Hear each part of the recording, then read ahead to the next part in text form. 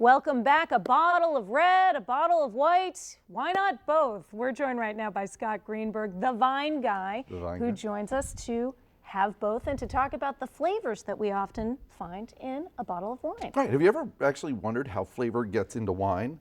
Often, yeah. I had a reader last week say, well, how does cherry get into my wine? Do they actually put cherries in the wine? Well, no, they don't. It's grapes. It's only grapes. But it is interesting to find out how the flavors actually do get in there. Real simple, the flavors of grape taste like grapes as long as it's not fermented. Once it gets fermented, sort of these hidden flavors of other fruits are unlocked and they explode into the glass, and that's how we get different flavors like apple or nectarine in white wines and strawberries, blueberries, cherries in red wine. Well, we're very excited to try some of these flavors that you're talking about here and to try out the wines. We're starting with white. We are. Let's do a quick experiment. Perfect. This is a Chardonnay from California, from Napa Valley. Okay. And what I'd like you to do is just take a little bite of apple. All right, happy to do so. There you go. And then I want you to try the wine and think about how the apple tastes. Okay. And then see if you can pick up that flavor in the wine. Absolutely. Kind of cool. Now, there is no apple in the wine, but due to the fermentation process and how it breaks down the sugars and the compounds in the skin and then reforms them, you get apple. And it smells delicious. And it smells delicious. Want to try it with red?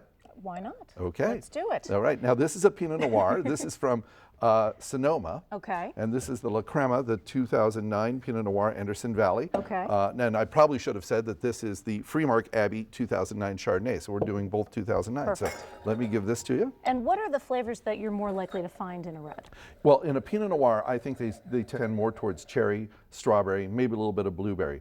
In Cabernet Sauvignon, you're going to get into the darker fruits. You're going to get into blackberry, you're going to get into black raspberry, and then of course in Shiraz, you're going to get those dark plummy flavors and a touch of maybe black pepper. That's very typical. Well, I'm going to try it with just the smell itself. Can we do that? Yeah, try it with just the smell. Okay, a little strawberry. Oh. It definitely brings it out. Right. And I want to ask you, we're swilling right now. We are. I swirl. I love to swirl.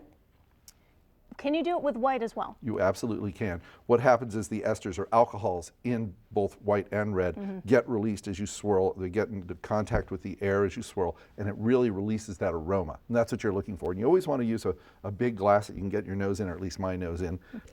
And I think that's just a beautiful, pretty, perfumey flavor. One last question for you, Scott. This time of year, people tend to drink white because it gets a little bit hotter. Is it okay to do the reds in the spring and the summertime? Absolutely. I say drink reds all the time, drink whites all the time. There are no rules. I think you drink what you like. I do tend to gravitate towards the whites during the summer, but it's not going to stop me from drinking the reds either. And not so bad for making a little sangria, too. Not so bad. Thank you so much, Scott. You're welcome back anytime. My pleasure. Okay.